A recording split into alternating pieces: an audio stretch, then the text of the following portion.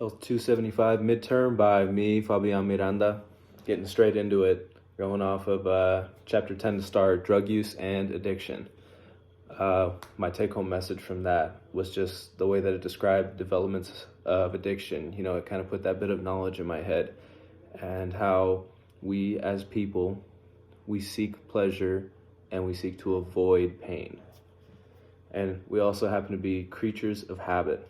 So bad day comes around, rough day on the job, maybe you got an injury or something, you want to forget what happened. You turn to alcohol, you turn to sex, video games, whatever you can to get your mind off of it and produce pleasure. Well, what happens is that we use these and it creates a stimulus in our bodies. We feel happy. And what happens is that since we're creatures of habit, we think it worked for me one time, it'll work for me again. And it does, just not to as high of a degree. And we continue to do this in increasing amounts. If we're drinking alcohol, go from 1 beer a day to feel better to 2, to 3, to 5, to 7, to 9, just so that way we can feel something. And that right there is kind of the heart of addiction, building a physical and a psychological dependence on something. And that takes us right into chapter 11, alcohol, the most popular drug. The most important thing that I took home from that was it's talk about helping someone with an alcohol problem. And the 3 words out of the text: open, honest labeling. Just being able to sit down with someone and be serious is something that we don't really do a whole lot nowadays. People beat around the bush.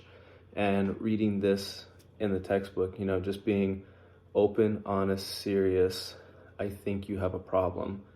Just realizing that has a lot more of effect of, talking around saying, oh, you drank a bit too much last night, I think. Just look directly at it. I think you have a problem. And something like that, I just took that really to heart.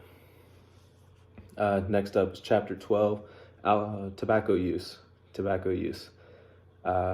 This opened up a whole new part in my brain. I never even thought about this before, but third-hand smoke. What happens?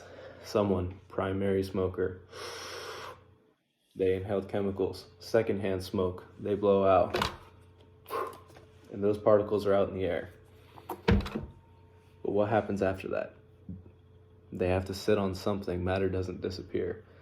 And everybody's thought about, oh, I hate that distinctive smoke smell.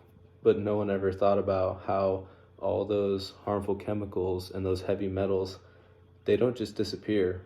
They're now a part of whatever your smoke is falling on.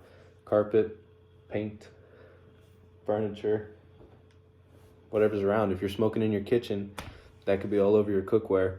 And so the idea of third-hand smoke to me, and how we should be a little more conscious about, where we take our kids. People always thought, well, if I'm not smoking here, then it's not bad for anyone to be around.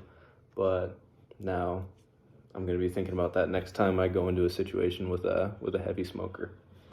And then last is just tying this all together. At the heart of why people use alcohol and do tobacco is because it provides us with a sense of pleasure. People love to go out with their buddies and go drinking because it's a fun time to them. People want a cigarette at the end of the day because it helps relax them, at least in their heads.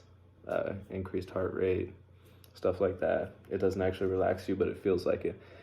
But, these are 2 legal substances. And of course, since they're legal, they're available to the public and stuff like that is the reason that a large amount of people will flock to them. And this becomes their outlet. It's what they look forward to at the end of the day, cracking open a cold one. And they just think about it all the time. And that right there is kind of what this whole section is about, is chapter 10, drug use and addiction. That really is what the all-encompassing title is for all of it. Thank you.